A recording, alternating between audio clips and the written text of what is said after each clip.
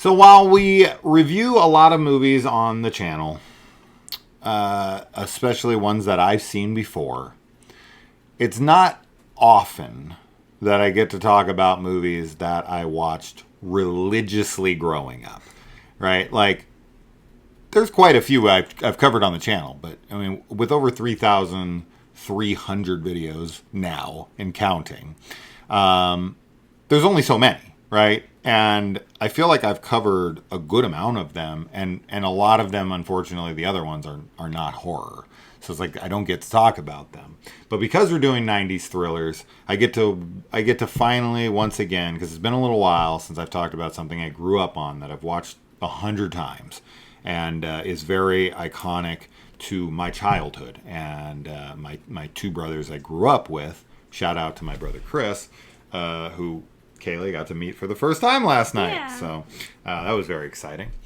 But yeah, this was a film that we watched all the time, and him and I still quote this film to each other all the time. So as cheesy as it may be, it's extremely nostalgic for me. Like, anytime I watch this movie, I'm always in the best mood. I always think every line is funny or memorable or whatever. I adore this film. So if I saw this movie today for the first time, would I be as high on it? No, probably not. But when you grow up with it and it's like, imprinted onto your persons, onto your soul, it just has a completely different feel to it, right? When you watch it, there's so much attachment to all the memories you had, all the times you watched it with the people that you were closest to at that time, that because my family and I, we spoke one language, film. And there was these like 50 films, I always talk about them, that just brought us together, and we watched religiously together, and Fear just so happened to be one of those films. And this was the one that was a little later on, because I want to say this came out when I was like 14 or something. I think this came out in like 96. So I was like 14 or something. Mm-hmm. But so this was one of the last films that we watched religiously together. Like, everything before this was like, from my childhood, right? My like childhood, as to where this was more my teenage years and one of the last films before I eventually moved out, and now we don't watch movies together anymore. But this is one of the last films we got super, super into. This and like a couple other movies. But yeah, so Fear. This was Mark Wahlberg's kind of... I know he did movies before this. He was really good. I think this was before this. But in the Basketball Diaries, I think that was 95. I think that was the year before this. And he did like Renaissance Man. And, he's starting to have some success. And it wasn't, of course, until Boogie Nights where he really exploded and gave an actual performance that people were like, oh, this guy's for real. But I do think him as David McCall in this is fucking chilling. I think he's a great psychopath in this. I think he is really fucking scary and is not a guy to be trifled with. He is very menacing. He's very conniving. He's very controlling. He's very manipulative. He uses like the sweet guy act, and he uses all of these like gaslighting techniques on Nicole, and the way that he plays the parents and catches Mr. Walker staring at her friend's ass and all that stuff, and like just kind of letting it slip a little, but like trying to catch him on things like I know you know me now kind of thing. I just think there's so much intricacy to this character that people might find this to be, I don't know, very surface level and just kind of like a fun little character. I don't know. I think there's a depth to this character and on like how morally bankrupt he is, but also how good he is at pretending to be the guy that you want to trust and that you want to fall in love with and all of that. I know that you didn't like him and you wouldn't have fallen for him specifically, but I completely buy that Nicole does. I completely buy that her stepmother does. I completely buy that her friend does. So I don't know. I think there's something about this that has always resonated with me because I find this to be actually a pretty believable film. Yeah, I think that he's like very scary and like super manipulative, and his charm is definitely believable when it works on them. Yeah. It's just more that he's like not my type in general, so I would have been more wary of him. But I think that the movie has a really great 90s feel to it. Definitely, I can see how like the nostalgia of watching it when you were younger would impact how you view it in a way, but I didn't find it to be like particularly like corny or cheesy or anything. Like we already said, like I think that it's actually a pretty scary movie overall. Yeah. I really like her house too. It's like very, again, just very 90s like mansion sort of like that they all seem to have in the 90s in these kinds of movies. And I thought it was good, and I feel really horrible for her friend. That was definitely something that like I remember when we watched this, like it was just what happens to her and how she's treated is so heartbreaking. And of course, like I really recognized her from like Charmed because I watched a lot of that growing up, so it was cool to see her in, because I don't think I've seen her in anything else other than Charmed. And I mean, this is obviously a very young Alyssa Milano, and I love her in this. I think her performance in this is really solid. And when Nicole finds out that David, which is a really fucked up scene, I think that like I get the jealousy. You know, she's sitting there playing like video games with Toby when she comes in, and she's like, you know, getting on her brother and like, when are you gonna be old enough so I can ravish you, like joking around with him. And she's like, you know, can you fucking, you know, leave my brother alone kind of thing. And she's like, what's with you? And she like comes at her and she's like, I know what you did. And it's like, you watched David grab her, throw her over his shoulder, and tell the other guy like he's taking her. And like that's all you see, and then you blame her, and it's especially like, when it's she so reacts clearly the way she does. Well, he grabs her hair and pulls her back, like, and forces her to say, "Tell him you want me." Yeah, of course. Like obviously, that's like not that's not consensual at all. It's like very forced. But then also the way her friend reacts to her whenever she's like, "I saw," like I know, she like is like crying and upset about it. Yeah. Right? Like she like has a reaction where she's just like, no, like, and it's it's clearly very genuine and very like she's not, you know, just like trying to like, you know, have sex with her boyfriend or whatever. So yeah. This was also like, I think that this movie does something where it's kind of like, you know, up until we find out like that he's like abusive and stuff, like whenever he's like sneaking into her house and like doing all those things, like if he was a good guy, and obviously she thinks he is, so she's into it, like it's not creepy to her, like she's like, this is so romantic, but for the viewer, like because we know that something's off with him, it's terrifying. But that's just another good example of how like your like perception of a character and like their behavior changes like how accepting you are of it. Yeah. And she takes him back after he hits her. Awful. Like, just also, and the stepmom being in on that and like covering up her makeup, and she calls her a whore. I know. For like wearing makeup like a whore. Oh yeah, it's Casper's mom. That was the other thing. Yeah. That's the only other thing I know her from. Yeah. That was awful. That was so bad. Yeah, I don't know. That wasn't cool. Yeah, Laura is definitely... She's questionable with her relationship with Nicole. Ultimately, I don't like super dislike her.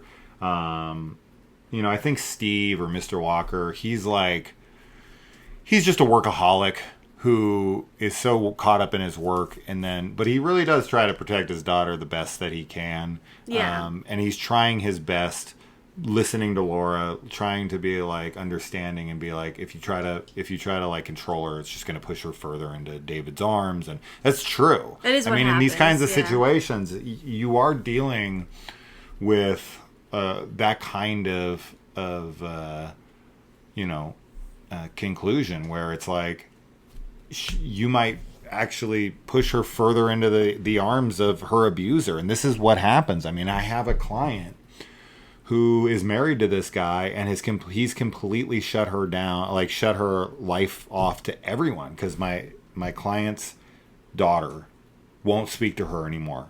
Has shut basically everyone out of her life because she's like, oh no, everyone's against us, because of him and all this. And it's like, don't you see No, that before him, everyone was fine, but now with him, everyone else is poison to you? That's such a common thing with people that are in abusive relationships, is they isolate They take away their support systems. Yeah. And to be fair to, like, with her stepmom, what we were talking about, like, she covers up her, like, black eye, but she doesn't know that he gave it to her. Right, she takes an elbow during volleyball. Yeah, so she's not, like, trying to, like, hide his abuse or anything, but that still sucks. That was a hard scene to watch. Yeah, I mean, it's really tragic, like, watching how abusive he gets towards her, and how, like, because she's so young and so, like, in love with him and willing to look past certain things, and it's only, she gets up into that point, but then whenever, like, at the very end of the movie, like, when he's, like, breaking in with his friends and everything, very purge.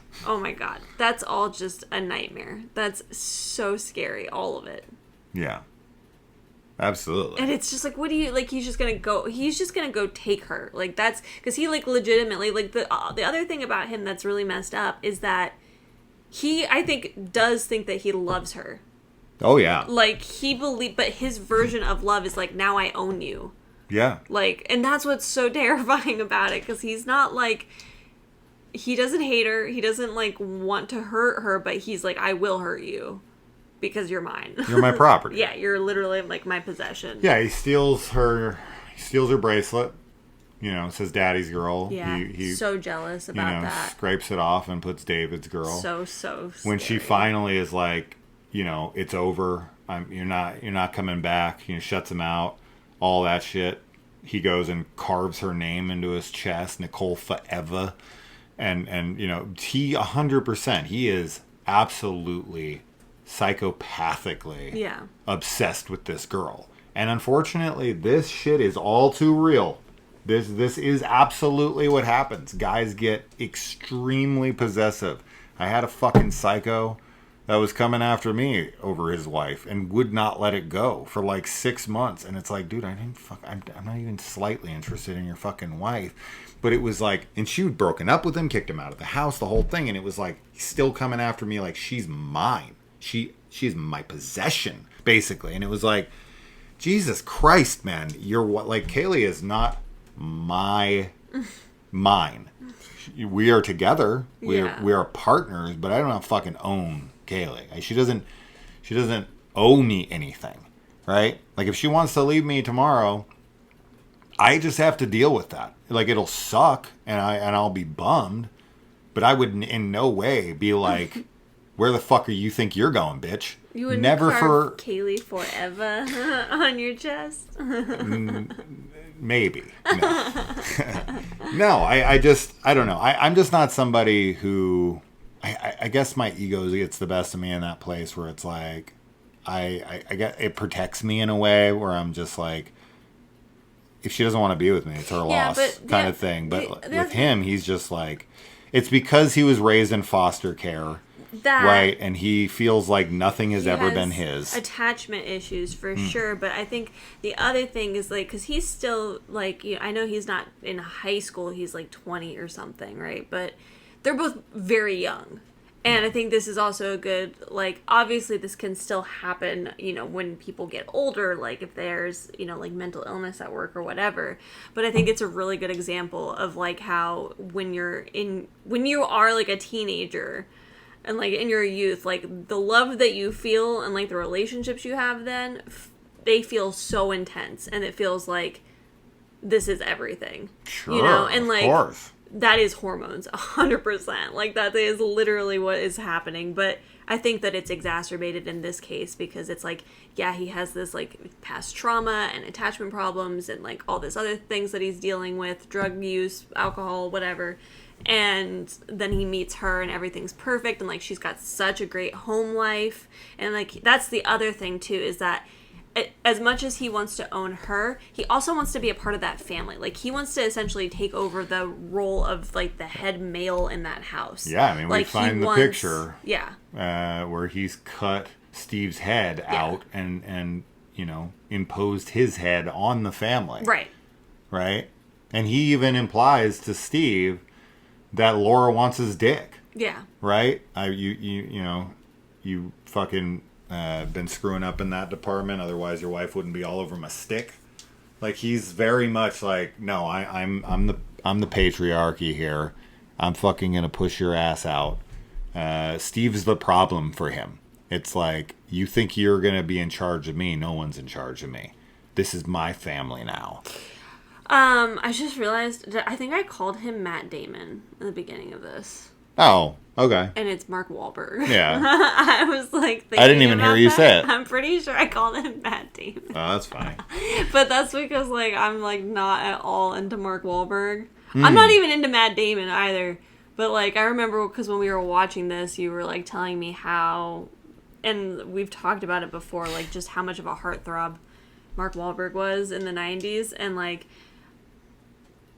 I mean, I see not it. Your thing. I totally see it, but no. He just had that fucking body karate, you know? He does a great job in this, though. I did really like his performance. I think he gives a great performance. Yeah.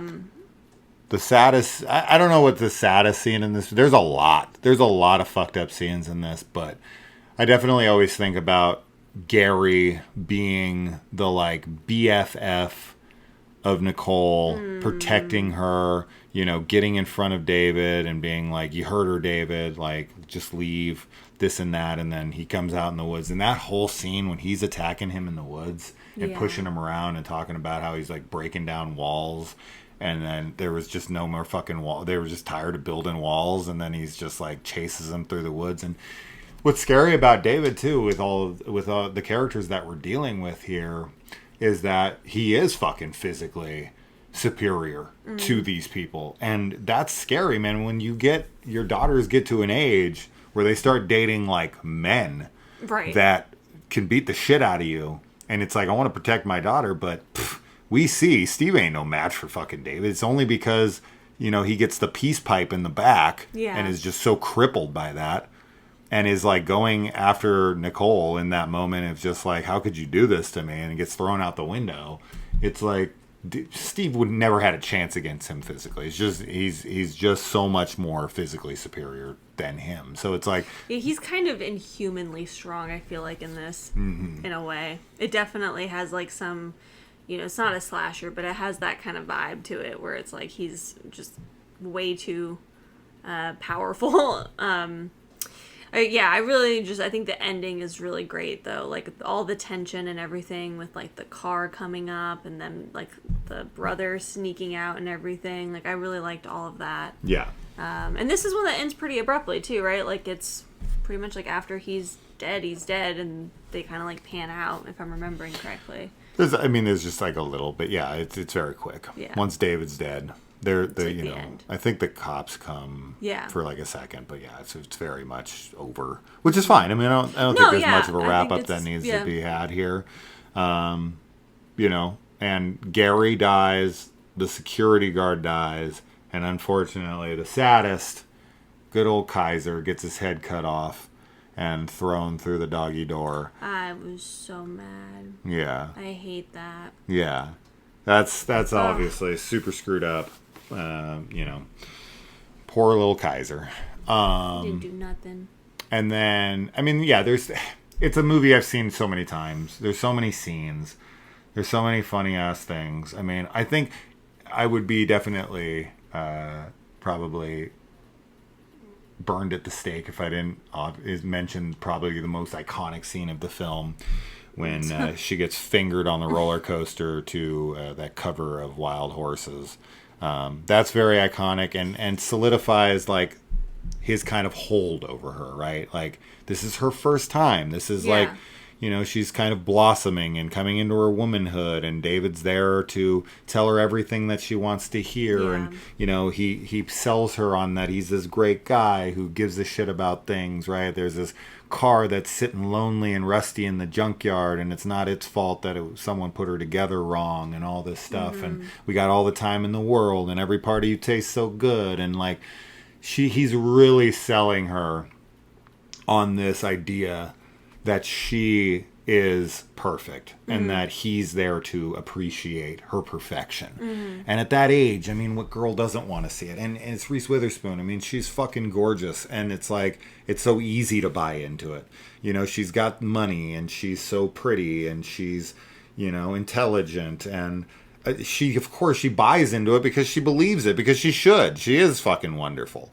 She unfortunately gets sold by a maniac, you know? And I think David and her's relationship in the beginning is very sweet, and he is a bad influence, right? He makes her go home late, get in trouble, obviously fucks over the father. Like, he's doing terrible things, but just with her, right? He is absolutely trying to corrupt her and bring her into his life. Yeah. And he's like genuinely shocked when Nicole is like done with him. Yeah. Like, what do you mean? Like, we're together.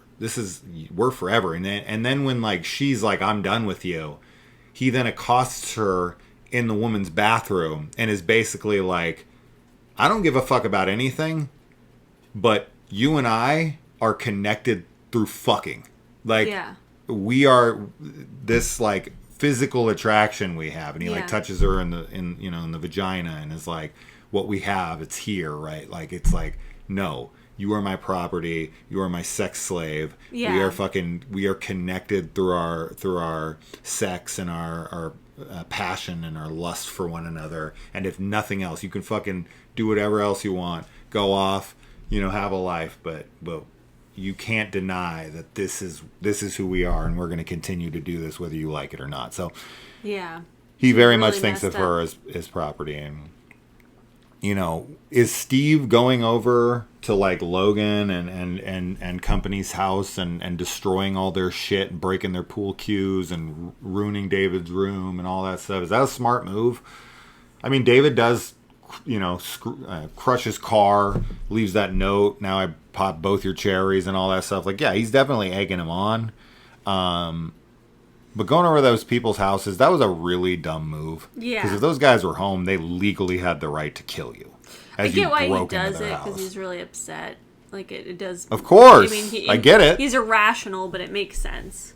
I think it was brewing and it was culminating to that regardless. Yeah. But he just kind of expedited that inevitability. It also kind of makes him, you know, in a way, he's supposed to be like the bigger man, because he's not going to like hurt them. He's just going to destroy property. You know?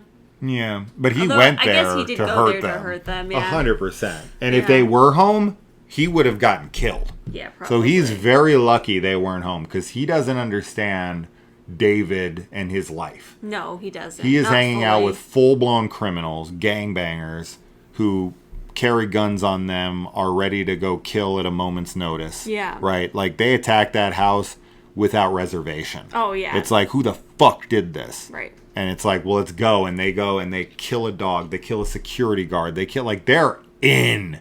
They are fucking in skis. So the kind of guys that he is poking and prodding here are criminals that, you know, have no qualms. They're ready to kill. They're ready to go to prison. They're ready to die, you know. And then another scene here is when something else we didn't mention here is when Logan goes upstairs and puts his hands on Nicole. David immediately comes upstairs and shoots him in the head. Oh, yeah. Like his best friend. It's like, you don't touch Nicole. Yeah. You can fucking rape freaking Laura. You can kill Toby. You can do whatever the hell you want to Steve. But Nicole is off limits. That's my property. Kills him. Doesn't say anything. Just grabs him, shoots him in the head. It's terrifying. Yeah. Mm-hmm. I've always laughed at the part where him and Logan are at that like big like rave party and the cops raid it, and David calls out and he's like, Logan, over here. And it's like they're a mile apart. There's so much commotion. There's music still going. Everyone's yelling. And Logan looks over like, huh? Oh, I heard that. Yeah. That scene has always made me laugh. Always. It's such a movie thing. Yeah. It's like, there's no way he heard him. Because he's just kind of like, Logan. And he does this kind of motion, and it's like, he's like, huh? Oh, I heard that. And then they go up on the roof, and they're just like going down the fire escape, but it's like, that's not much of an escape because the cops are all right there. So I don't know how they got out of that scene. And then Margot and Logan run off to a different area that they're going to go down the building also. I guess there's another fire escape on the other side. Why doesn't she go with Margot? I don't understand that scene at all. None of the geography, none of that scene makes literally any sense. But it is like their first interaction, right? He comes up and talks to her and all that. So, I buy it. I buy it all. And yeah, as I said, I could probably break down every single scene many, many times. Definitely always pay attention or not always pay attention, but next time you watch this, when David is chasing after Margot in his Corvair, when he's like behind her and when he's like in the side of the road and he does the chicken with the truck and all that shit and she veers off, his lights go from like 2 on, 2 off, 1 on, different front of a car. It's all over the place. The editing in there is crazy. But obvious, I don't know.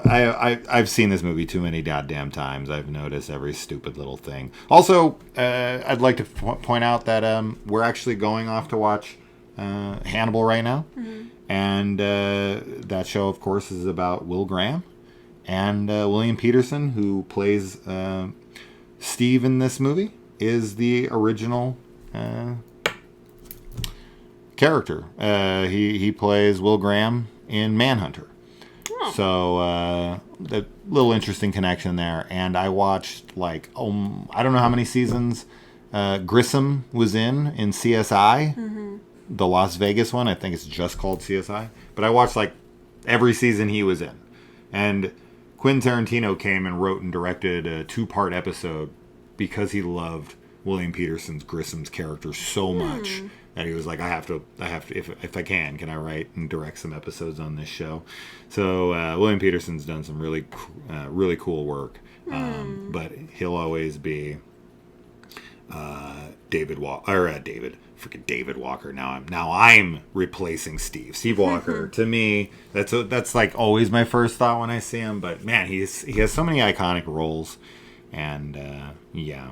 So, am I thinking? Am I missing anything else here? I'm trying to make sure because I didn't take any notes. This is all off. We watched this weeks ago now.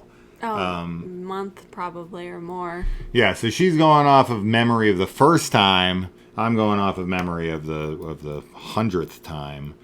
I'm trying to make sure that I didn't miss anything that I love in this movie. There's plenty of other scenes I didn't mention that I love, but I'm like, I think that's everything. Yeah, that's good. So, Fear. Who else is a big fan of this one? And I'm going to send this to my brother, so shout out once again to my brother Chris. It was a bunch. It was so much fun watching this, and I hope one day we get to watch this together again. Yeah. Because I need a night again with my brother where we watch some of these old movies because I haven't watched any of these films. We still quote them to each other to this day, but I haven't watched any one of these movies that I talk about that we grew up on together with him in probably 25 years. It's been a long time since I watched one of these types of movies with him. So at least 20 plus years. So that's crazy. And anyway, this was really fun to talk about. Probably going to be one of the most excited I am to talk about any of these 90s thrillers that we watch. Just because of how much nostalgia I have for it. But, yeah. Anyways. Anything more? No. All right. So, Fear. Let us know. We'll see you in the comments. Bye. Bye.